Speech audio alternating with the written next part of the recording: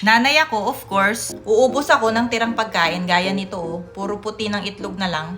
Nanay ako, of course. Isisave ko yung mga maliliit na sabon gaya nito para tipid, di ba? Nanay ako, of course. Ang laman ng bag ko gamit ng mga bata.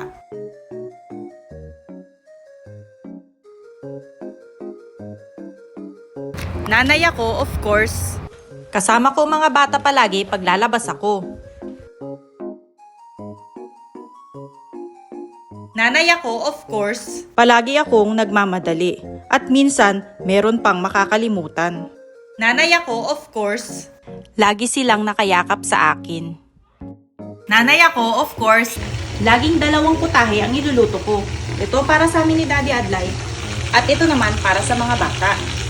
Nanay ako, of course, mabilisan ang kain ko. Dahil may makulit na bata dito. Nanay ako, of course, tulog is life.